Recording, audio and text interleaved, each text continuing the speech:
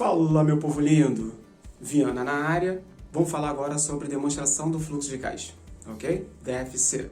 E a DFC ela possui dois métodos. Esse vídeo a gente vai falar somente de um deles, que aí a gente depois faz um outro vídeo sobre o método indireto. Então a gente vai falar nesse vídeo de agora método direto, ok? E a DFC, ela possui três estruturas, né, que são divididas por atividades, suas atividades. Atividade operacional, atividade de investimento e atividade de financiamento, ok? Então, são três atividades que você vai ter que apresentar o objetivo dela. E qual seria o objetivo da DFC? O objetivo da DFC é evidenciar, apresentar a variação do caixa e seu equivalente de caixa. Então, se o balanço patrimonial de uma empresa iniciou em R$10.000 e o seu disponível, né? E terminou com R$50.000, então a DFC ela vai explicar a variação desse disponível. Eu já vou falar sobre caixa equivalente de caixa. Mas caixa equivalente de caixa, sinônimo de disponível. Então, no disponível da empresa, se ela iniciou com 10.000 e terminou com 40.000, 50.000, a DFC vai ter que responder sobre essa variação. Porque 10.000 virou 50.000 e esse aumento do nosso caixa de 40.000 veio através de quais atividades? Operacional, investimento ou financiamento, ok? Então, esse é o objetivo principal da DFC. E aí, a gente precisa falar o que seria essa variação do fluxo de caixa, né? Que é a variação desse caixa equivalente de caixa. Porque a gente fez isso na DLPA, nos vídeos anteriores, que ela faz a variação do lucro de um período para o outro. A gente tem a DMPL, que ela faz a variação, apresenta, né, a variação e explica a variação de um período para o outro do patrimônio líquido, porque todas as contas do patrimônio saiu de um valor e foi para outro, ok? Isso a gente viu lá na DMPL. E agora na DFC ela faz do disponível. E aí no disponível só tem caixa e o que é equivalente de caixa. Ou seja, a conta caixa, que é o dinheiro que você está na sua tesouraria, a conta banco, que é o dinheiro que você tem em poder de uma conta corrente, de uma instituição financeira, e a gente ainda pode classificar o equivalente de caixa algumas aplicações. Algumas aplicações, Vianas, não todas? Não todas. Aquelas aplicações de altíssima liquidez, ou seja, que a sua empresa pode, a qualquer momento, fazer um resgate dela. E geralmente esse momento de resgate, né, foi estabelecido pela lei 90 dias. Então, se a sua empresa tem aplicações financeiras cujo resgate dela, ela pode, a qualquer momento, executar em 90 dias, então elas são consideradas aplicações financeiras de alta liquidez, que são classificadas não apenas no ativo circulante, mas especificamente dentro do disponível, ok? Porque as aplicações financeiras que vocês vão resgatar até o exercício social subsequente, ou seja, de curto prazo, não é classificado como equivalente de caixa, certo? Somente caixa, banco e aplicações de alta liquidez. Aplicações essas que a gente vai resgatar em 90 dias. Dito isso, a gente pega o disponível da empresa e verifica de cara quanto o disponível de um ano variou para o outro. Então, é essa variação que o fluxo de caixa, a DFC, vai explicar. Quando a gente tem esses parâmetros, a segunda parte, para a gente validar o nosso raciocínio, para a gente não se perder, é a questão das atividades. Olha só, se a DFC vai apresentar fluxos de caixas, o que são fluxos de caixas? Fluxos são recebimentos e pagamentos. Então, esses recebimentos e pagamentos vão estar correlacionados a cada uma atividade dessa.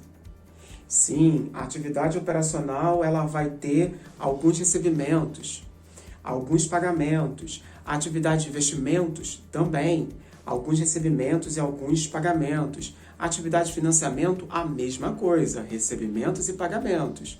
E aí, esses fluxos somados, eles vão ter que dar a variação do disponível. E aí você sabe se a sua DFC vai estar correta. Pescaram? Então, se eu somar o caixa gerado ou consumido pelas atividades operacionais, mais caixa gerado ou consumido pelas atividades de investimento, mais caixa gerado ou consumido pelas atividades de financiamento, então eu consigo chegar à soma dos três à mesma variação do disponível. Em outras palavras, se a gente iniciou com caixa, equivalente de caixa, com um total de R$10.000 e terminou com 50, a variação não foi de 40 mil, então significa dizer que atividade operacional, investimento e financiamento somados vão ter que dar uma variação de 40. Ok? Se o caixa aumentou 40 mil, caixa gerado. Se o caixa diminuiu 40 mil, 50 mil, 60 mil, se o caixa diminuiu, caixa consumido. Ok? Então é isso que a gente vai utilizar. E, Viana, eu já entendi agora a estrutura, já entendi a definição do que é caixa disponível, caixa equivalente de caixa, isso faz a composição do meu disponível.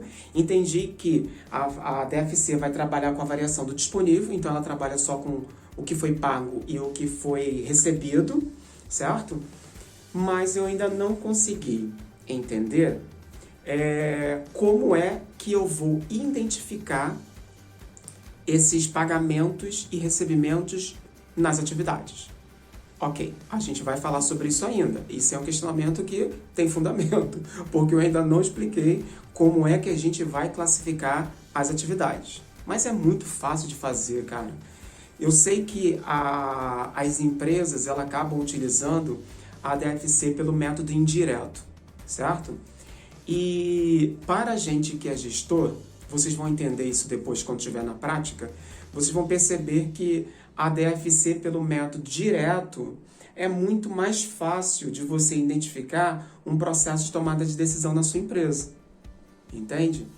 E por que isso? Porque no método direto, que é isso que a gente está fazendo agora, a gente vai identificar corretamente, principalmente nas atividades operacionais, os valores de quanto a empresa realmente recebeu e pagou. Então, ali no método direto, a gente vai ter recebimento de clientes, a gente vai saber quantos nossos clientes pagaram, a gente vai saber quanto pagamos a fornecedor, a gente vai saber se a gente recebeu juros, a gente vai saber se a gente pagou imobilizado à vista. Sim, porque todas as compras de imobilizado a prazo, tudo que for a prazo não entra na DFC. E aí, já vou pegando um gancho daquela organização e daquele saco que vocês tiveram no lançamento contábil, de pegar no lançamento, colocar débito, conta, valor, grupo, subgrupo, é aí que vai ajudar a gente. Porque os lançamentos que estiverem lá disponível e o outro grupo do balanço ou da DRE, é isso que importa pra gente trazer para a DFC pelo método direto. Entendeu? Então, se eu tenho uma compra de imobilizado, como eu acabei de falar agora, e aí eu debitei imobilizado e acreditei disponível, ele tem que vir para o fluxo de caixa. E aí eu vou ter que dividir lá, né, classificar ele, se ele vai para atividade operacional, investimento ou financiamento. Certo? Eu preciso identificar isso. Mas, Viana, você poderia dar uma colher de chá do indireto? Vou, senão vocês vão passar para outro canal, né? Tem que fazer isso. Apesar do indireto, eu vou falar para vocês só na próxima aula. No método indireto, o primeiro passo para ser feito, a gente pega o lucro e transforma ele num lucro financeiro, que é um lucro contábil recebido. E aí, nesse momento, a gente precisa fazer alguns ajustes, ok? E aí, por que eu não pego, por que não aparece para mim recebimentos e pagamentos de clientes, pagamentos de fornecedores? Porque no método indireto, que eu preciso pegar, transformar esse lucro em lucro financeiro, eu vou ter que pegar os ativos circulantes e passivos circulantes e trabalhar com ele somente a variação da conta. Eu vou ter que pegar a variação de todas as contas lá no balanço patrimonial e aí eu vou verificar essa variação lá, jogar isso, né? Pegar, lançar isso lá na minha DFC. Então eu não tenho fluxos de pagamentos e recebimentos no método de indireto, certo? Eu só tenho uma variação das contas, que isso impactou o meu lucro, e aí eu chego nesse resultado, ok? Então isso já deu uma palhinha, matéria lá para a DFC do método indireto. Agora, Viana, como é que eu identifico, né, esses pagamentos e recebimentos? Vamos lá. Primeiro passo, né, a primeira dica que eu dou para vocês é a questão do nosso exemplo, da nossa empresa fictícia lá, a Viana Corporation, que você pode pegar dos 15 lançamentos, identificar lá o que você teve de disponível em contrapartida com outro grupo, do balanço ou da DRE. Eu não posso ter disponível com disponível porque ele não teve variação no fluxo de caixa, ok? Débito de banco, crédito de caixa. Não variou o disponível, então ele não entra. Débito de aplicações financeiras de alta liquidez e crédito a banco. Não teve. É uma permuta dentro do próprio disponível. E isso a DFC não vai explicar. Ela só explica aquilo que teve variação, certo? Então, esse é um ponto, né? Uma dica de como eu vou fazer a DFC se eu reconheço esses lançamentos. Mas, Viana, e se eu não reconheço os lançamentos? Você vai ter que ter um puta de um conhecimento das demonstrações contábeis. E isso que começa a fazer uma integração do balanço patrimonial com a DRE. E aí a gente precisa saber interpretar como funciona isso, certo? Vamos lá para a parte didática para a gente verificar como é que funciona todo esse passo a passo.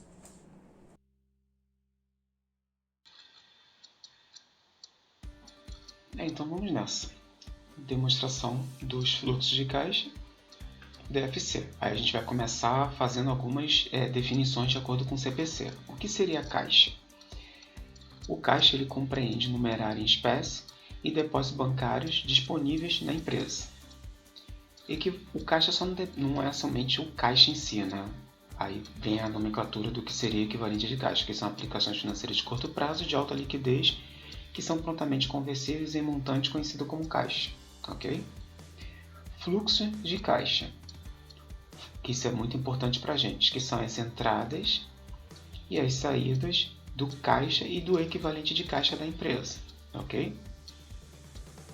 Que esse caixa e esse equivalente de caixa foi o que a gente já falou ali na frente, que é a composição do nosso disponível, né? Nossas disponibilidades.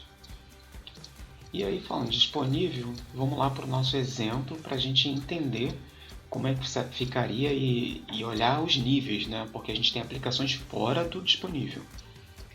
Então, o disponível está no ativo, ativo circulante, e aí a gente vai usar o nosso conhecimento agora.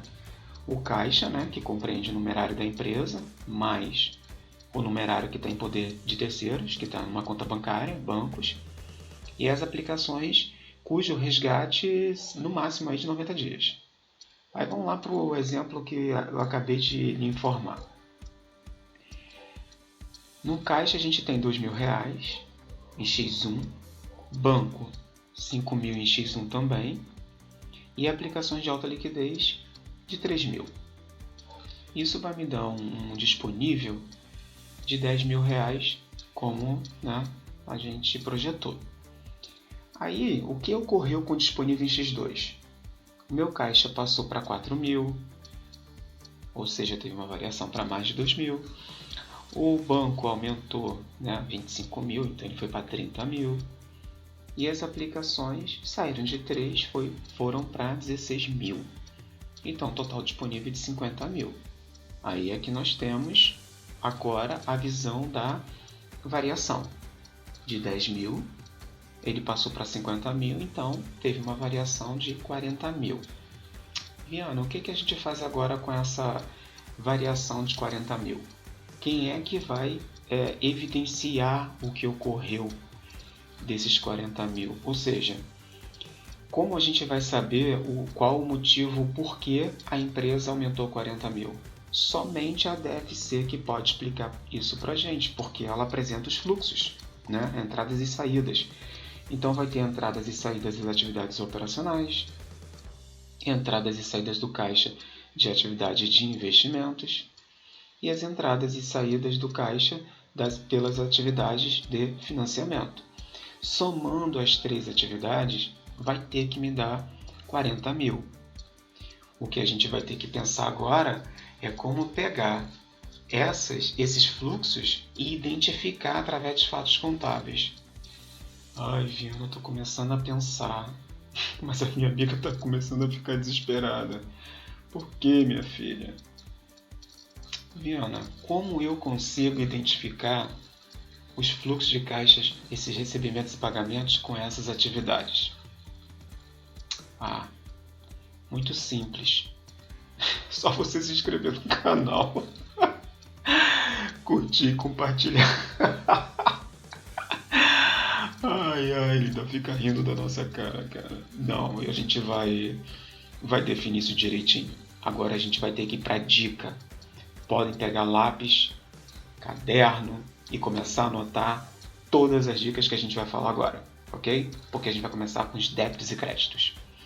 Toda vez que você debitar disponível e creditar ativo ou passivo circulante, então você gerou caixa na atividade operacional. Se você debitar ativo circulante ou disponível e creditar o disponível, então você consumiu caixa na atividade operacional. E quando eu estou falando isso, ou quando eu estou falando ativo circulante ali, o disponível não está dentro dele, ok? Só para evidenciar. Já quando a gente debitar disponível e creditar ativo não circulante, então gerou caixa na atividade de investimento na DFC. Se for ao contrário, débito de ativo não circulante e crédito disponível vai consumir o caixa na atividade de investimento.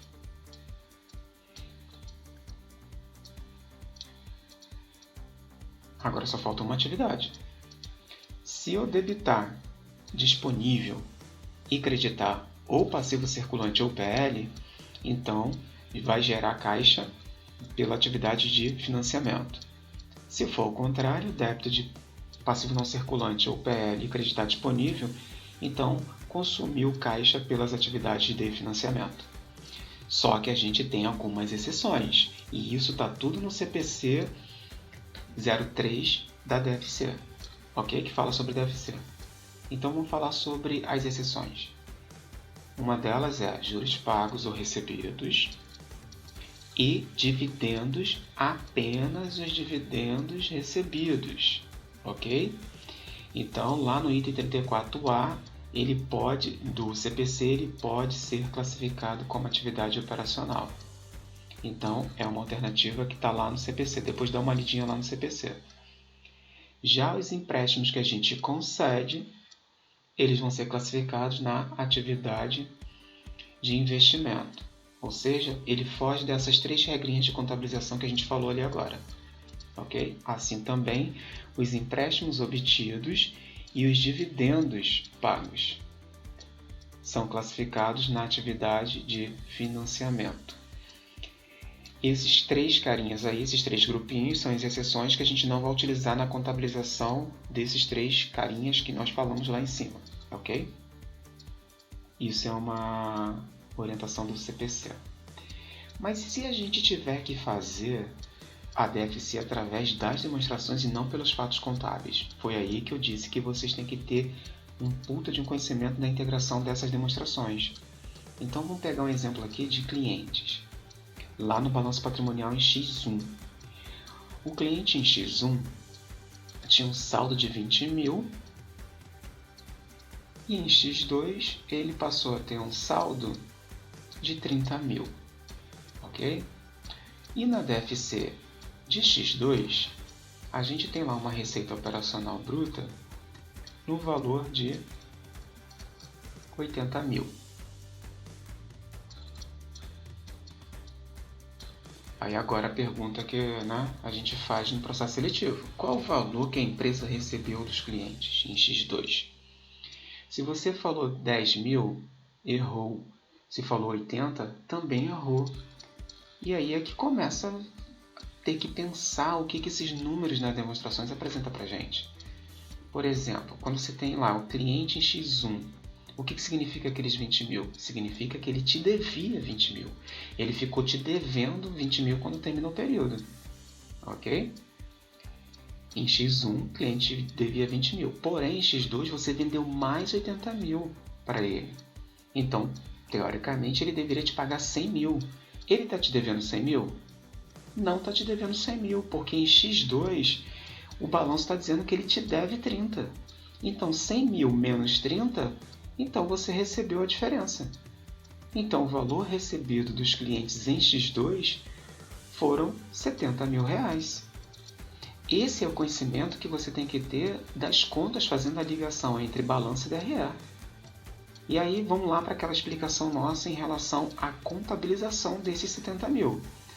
Foi débito do disponível que a gente recebeu e creditou clientes, 70 mil. Então debitou, gerou caixa de 70 mil pelas atividades operacionais.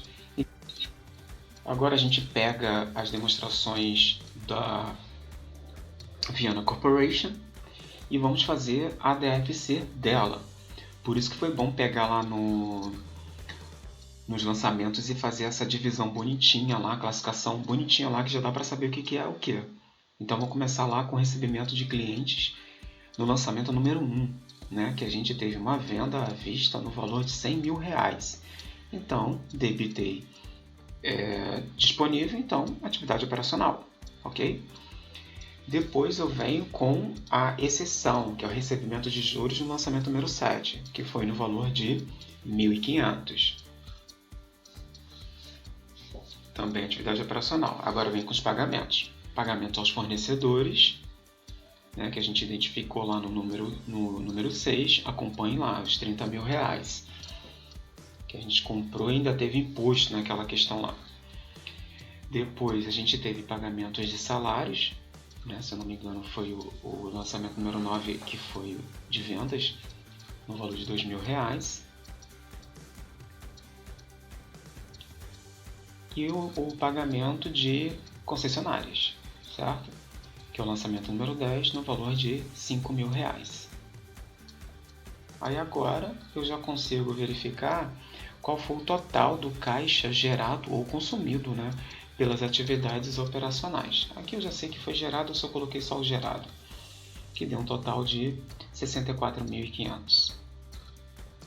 Aí vamos passar agora para atividades de investimento, ou seja, ativo não circulante variando com disponível. A gente tivemos 2.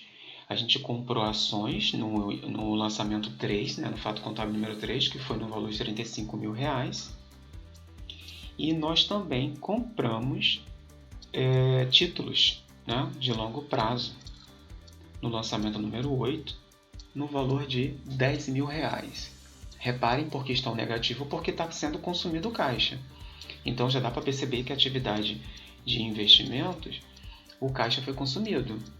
Foi consumido em quanto? Foi consumido 45 mil reais. Ok? E aí agora as atividades de financiamento. Nas atividades de financiamento a gente vai ter que fazer a variação do passivo não circulante e do capital social, né, o PL, que foi a integralização do sócio no lançamento número 5, no valor de 50 mil. E aí a gente fecha a atividade de financiamento com caixa gerado, né, pelas atividades de financiamento no valor de 50 mil. E eu errei ali, né, foi um valor de 50 mil positivo, então ali não era negativo. Agora que eu fui ver na gravação, me perdoe, lá é 50 mil mesmo, é positivo, no final eu botei lá positivo.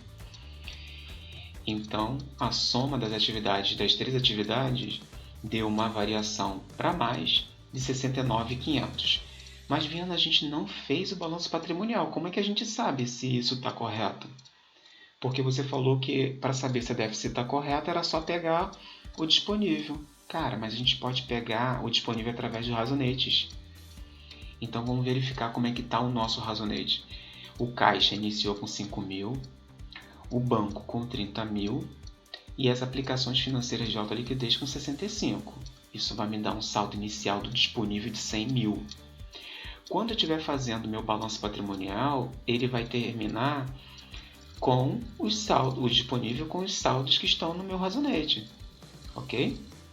Então, se o razonete saiu o caixa final com 5 mil, o banco com 98 e as aplicações de alta liquidez com 66.500, então o saldo final do meu disponível no balanço patrimonial do ano 2 vai ser 169.500. Olha aí como é que a gente está certo. De 100 mil passou para 169.500, justamente a variação da DFC. Então a variação do disponível ficou exatamente no valor de 69.500. Então nossa DFC está correta. Muito maneiro, né? Não é difícil, é treinamento. A gente precisa treinar. Então é isso, pessoal. Esse foi todo um passo a passo que a gente fez da DFC. Também a gente, né, já começou com conteúdo e já terminou com a DFC da Viana Corporation. E agora a gente vai para a DFC pelo método indireto, isso no próximo vídeo, ok? Então é isso. Tá ficando bom isso daqui, né, cara? Beijo, se inscreve no canal e tchau!